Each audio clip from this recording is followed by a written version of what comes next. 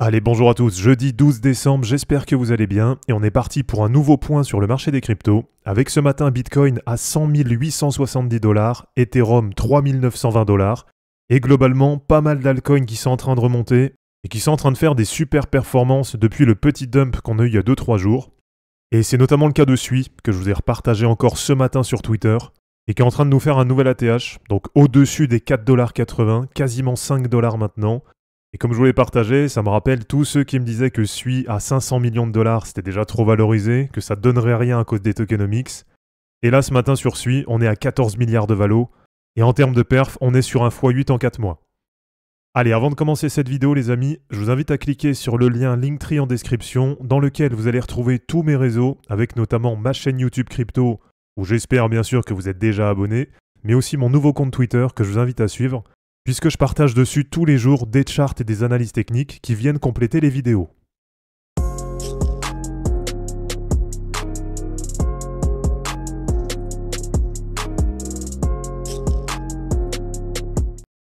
Allez, on va se faire déjà un petit aperçu global du marché sur CoinMarketCap.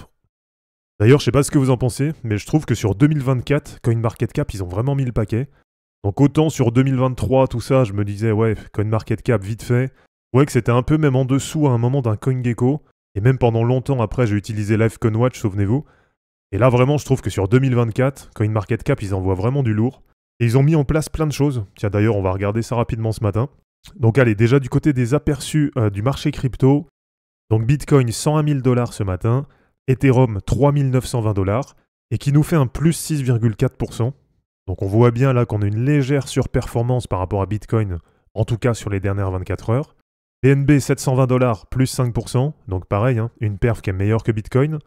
Solana, plus 4,8%, pareil, meilleure perf que Bitcoin. Et XRP, 2,44 $ ce matin, et qui nous fait un plus 5,8%.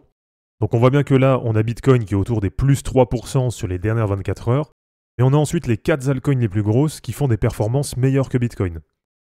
Donc c'est aussi pour ça que maintenant, j'axe plus les analyses là depuis quelques semaines en faveur des altcoins plutôt que de passer un moment sur Bitcoin, puisque Bitcoin, autour des 100 000, c'est sûr que c'est bien, ça fait plaisir, on est content, mais en termes de perf maintenant, j'en attends pas un x5, alors que sur les altcoins, c'est ce qu'on va revoir aussi après, eh bien déjà actuellement, il y a des perfs qui sont vraiment pas mal, mais surtout, je pense que pour les prochains mois, comme je vous l'ai déjà dit, je pense vraiment qu'on va avoir une surperformance des altcoins qui va durer dans le temps.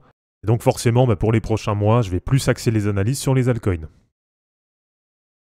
Alors du côté du Fear and Greed Index, on est là ce matin à 80.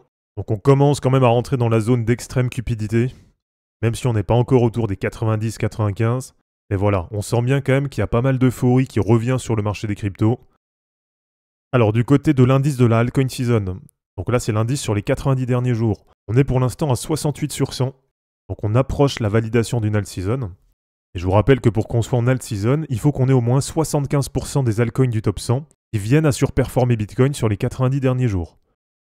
Et du côté du market cap total des cryptos, eh bien on est ce matin à 3 640 milliards de dollars. Et donc comme vous le voyez, on a un super rebond depuis le dump là d'il y a 2-3 jours, puisque pendant ce dump on était descendu autour de 3 300 milliards. Alors là sur CoinMarketCap, ça prend pas en compte la mèche basse qu'on avait eue. Voilà, là si je vous la remets, on était même descendu un peu plus bas. On était venu autour des 3200 milliards. Donc là, ce qui fait plaisir, c'est qu'on voit bien qu'il y a quand même un gros support. C'est ce que je vous ai montré dans la dernière vidéo. Là, on voit qu'entre 3200 et 3500 milliards, on a 300 milliards de rachats. Donc c'est-à-dire qu'on a un support de 300 milliards de dollars. Et donc forcément, ça pour la suite, c'est quand même plutôt positif.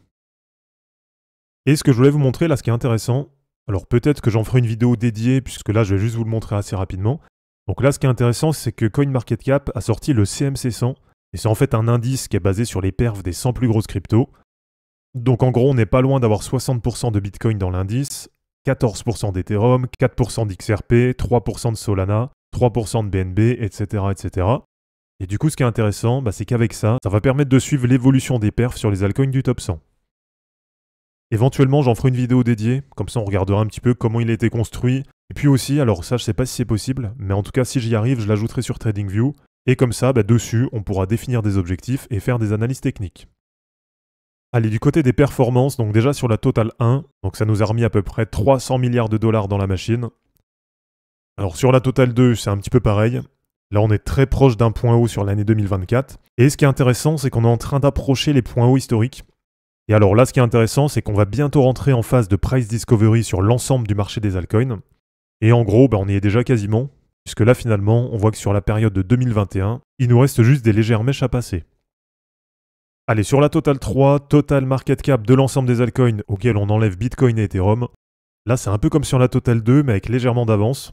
Puisque la Total 2, si elle a un petit peu de retard, c'est parce que dedans, il y a Ethereum qui n'a pas fait des super perfs sur les derniers mois. Et donc là, sur Total 3, on est en cours de break de l'ATH. Voilà, si on voulait même être précis, on pourrait dire que là, on avait breaké l'ATH, qu'on a fait le pullback sur le niveau de l'ATH, et donc normalement derrière, ça devrait permettre de partir à la hausse. Et donc je vous rappelle un petit peu les différents objectifs que j'ai sur la Total 3. Et si ça vous intéresse, ça c'est des objectifs que je vous ai partagés récemment dans une vidéo. Donc là sur la Total 3, on est aujourd'hui à 1090 milliards de dollars. Donc allez, on va dire 1100 milliards de market cap. Et donc le premier objectif que je me suis mis sur Total 3, ça va être d'aller chercher à peu près 2300 milliards de dollars. Bon, sans rentrer dans des calculs trop sorciers, vous l'avez bien compris, à partir de maintenant, ça fait à peu près du x2. Et donc ça veut dire que côté prise de profit, là pour l'instant, on va dire à court terme, j'ai pas forcément prévu de reprendre des TP sur des altcoins, sauf si effectivement on a certaines altcoins qui rentrent vraiment en période de surchauffe, et donc qui viennent à faire des perfs vraiment démentielles par rapport à la moyenne du marché. Donc c'est-à-dire qu'à partir de maintenant, là ce que je vise sur la moyenne des altcoins, ça va être un x2 pour le premier TP, à peu près un x3 pour le deuxième TP, puisque je vise à peu près 3200 milliards de dollars de market cap, et pour le troisième TP, donc qui pourrait être pour moi je pense le top qu'on aurait sur ce cycle sur la Total 3, alors sachant qu'il n'y a rien de figé non plus, entre 3200 milliards et 4000 milliards de dollars de market cap sur la Total 3, eh bien je pense que dans toute cette zone, ce sera la zone dans laquelle je prendrai le plus de profit, puisque si on arrive à peu près sur 4000 milliards sur la Total 3, en termes de cohérence, de BTC dominance, d'ETH dominance, etc., eh bien ça devrait nous mettre normalement autour des 10 000 milliards de dollars sur la Total 1. Et pour moi, 10 000 milliards, ça me paraît déjà super élevé, je sais même pas si on va y arriver. Et donc c'est pour ça que bien sûr, côté stratégie, une fois qu'on arrive dans les zones qu'on visait, eh bien on prend régulièrement des TP par sécurité. Donc voilà, comme je vous dis sur la Total 3, là pour l'instant, alors attendez, je m'y remets, voilà. Donc là pour l'instant, j'ai pas forcément prévu de reprendre des TP, parce que là j'estime que par sécurité, j'ai pris quelques petits TP. Donc j'en ai pris un sur Bitcoin à 89 000, j'en ai pris un sur BGB à 2,91. Et d'ailleurs, on va aller dessus puisqu'elle nous fait des perfs incroyables en ce moment. Donc voilà, je suis sorti un petit peu à 2,91. Et là, finalement, elle est en direction de l'objectif suivant que j'attendais. Donc qui était d'aller chercher ces cercles de Fibonacci autour de 3,60 $. Donc là, vraiment, BGB, elle nous fait des super perfs. Mais par contre, sur tous les indicateurs, elle est déjà vraiment en surchauffe. Donc que ce soit sur le Dynamic Rainbow 50, que ce soit par exemple sur le RSI Hebdo, où là on vient de dépasser les 90. Et alors, pour ceux qui m'ont posé la question, du coup, comme j'ai pris un TP à 2,91, là, j'ai pas prévu de reprendre un deuxième TP à 3,50. Voilà, dans tous les cas, je suis pas déçu. Je considère que le premier TP à 2,91, je l'ai même pas pris trop tôt. Puisque BGB, pour rappel, moi je suis rentré dessus, je crois que c'était en mai ou juin 2022. Donc là, c'était même avant le début de cette charte. Et je crois que les premiers que j'ai achetés, je les ai pris entre 0,08 et 0,10. Ça veut dire que là, je prends un premier TP autour d'un x30. Donc en termes de perf, ça me va, hein, c'est vraiment bon.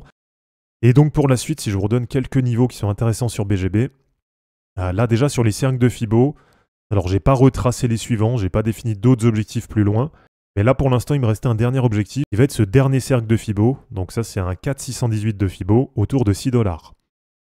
Alors par sécurité bien sûr, il y aura la possibilité de prendre un TP un petit peu intermédiaire, donc ça peut être par exemple un 4,75. Mais en tout cas côté stratégie, je pense que le prochain TP que je prendrai, ce sera plus autour des 6 $. Et puis je reverrai un peu bientôt pour repousser un peu plus loin l'analyse et voir si on peut avoir éventuellement des TP au-dessus des 6 $ qui pourraient nous paraître intéressants. Alors l'autre crypto que je vous ai partagé, l'autre altcoin, c'est Sui Network. Et Sui, j'avais pris un TP dessus il n'y a pas longtemps. Alors là, je viens de regarder, je l'avais pris à 4,25 $. Donc là aujourd'hui, on est autour des 4,80 $, en direction du prochain objectif qui naturellement va être 5 $. Et c'est pareil, hein, sur Sui, pour l'instant, j'ai pas forcément prévu de reprendre de TP. Sur le RSI en hebdo, là on est à peu près à 80. Donc on n'est pas non plus encore dans l'extrême zone de surchauffe, on va dire au-delà de 90. Mais quand on commence déjà à passer 75, 80, on considère que c'est des niveaux sur lesquels il faut faire attention. Donc c'est pas un conseil en investissement, vous faites bien comme vous voulez. Mais en tout cas, si vous n'avez pas encore pris de TP sur Sui, Donc si vous avez un PRU, donc un prix d'achat moyen, qui est par exemple en dessous des 1 dollar, et c'est d'ailleurs mon cas, hein, je crois que moi il était autour de 0,75 ou 0,77, et bien si vous avez un PRU qui est en dessous des 1 dollar, par sécurité, je pense qu'autour des 4,85 dollars, sortir par exemple 25% de la position, ça me paraît quand même pas déconnant. Donc là on a Sui qui est en train de faire une énorme perf, et si ça vous intéresse, je pense que c'est une des prochaines que je vais passer en analyse pour voir quel peut être son potentiel sur 2025. Même si perso, j'ai déjà une idée de ce que j'attends en termes d'objectifs sur Sui. Alors côté perf, ce que je voulais vous montrer aussi, c'est qu'on a CWIF là qui est en train de bien remonter, et qui est en train de nous faire une tentative de cassure à la hausse du canal descendant. Donc là, si on arrive à valider cette cassure haussière, eh bien l'objectif, ça va être de revenir sur les 0,618 de Fibo. Ce qui veut dire que là, par rapport à maintenant, on a un potentiel x2 plutôt court terme normalement à aller chercher sur CWIF. Allez, l'autre altcoin que je voulais vous montrer les amis, c'est Chainlink. Donc c'est pareil, hein, c'est une altcoin que j'ai en wallet. Là, je considère que ça va, on n'est pas encore trop dans une zone de surchauffe, même si ça ressemble un petit peu à ce qu'on est en train de faire sur Sui. Donc avec une belle remontée là sur les dernières semaines, et un RSI hebdo qui est entre 75 et 80. Alors est-ce que sur Link je vais prendre un TP? Là je pense pas, autour des 28 dollars ça me paraît encore assez faible. Et si je vous mets le Dynamic Rainbow 50, donc là c'est aussi une des raisons qui fait que pour l'instant je prends pas encore de TP dessus, puisque pour l'instant on n'est pas encore dans la zone de surchauffe, et donc probablement que si je dois prendre un TP sur Link, je le prendrai à peu près sur ces niveaux, donc à peu près sur le niveau on va dire du Dead Cat Bounce de fin 2021, et ça pourrait nous faire pourquoi pas un premier TP, que je pourrais prendre je pense aux alentours des 35 dollars.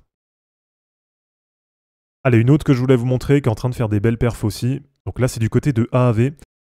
Donc une nouvelle fois, c'est pas un conseil en investissement, mais en tout cas si vous avez du AAV, en fonction de votre PRU bien sûr, hein, ça dépend toujours de ça, mais là vous arrivez quand même sur des niveaux qui sont assez importants, avec un RSI hebdo qui a dépassé les 80, et sur le Dynamic Rainbow 50, on est très largement dans la zone de surchauffe. Et donc pour même resserrer, on va appeler ça la zone d'extrême surchauffe. Donc ça veut dire que le prix actuel d'AAV, eh bien c'est quasiment 3 fois son prix moyen sur l'année passée. Donc là sur AAV autour de 350 dollars, voilà, par sécurité, ça me paraît pas déconnant quand même de prendre un premier TP. Et les prochains objectifs, eh bien ça va être par exemple ce Dead Cat Bounce de fin 2021 autour de 430 dollars. Donc là franchement ça me paraît un peu tôt pour reprendre un TP direct derrière. Et puis sinon vous avez par exemple à peu près ce niveau, donc c'est à peu près l'ATH de 2021, et donc potentiellement le prochain TP sur AAV qui pourrait se faire autour des 600 dollars. Donc voilà les amis, c'est terminé pour cette vidéo d'analyse technique sur les cryptos, j'espère en tout cas que ça vous aura plu. N'hésitez pas à l'aimer, à la commenter et à vous abonner pour en suivre d'autres. Je vous rappelle que dans la description de cette vidéo, vous allez retrouver tous les liens utiles et les liens pour me soutenir, et je vous dis à bientôt pour une prochaine vidéo. Ciao!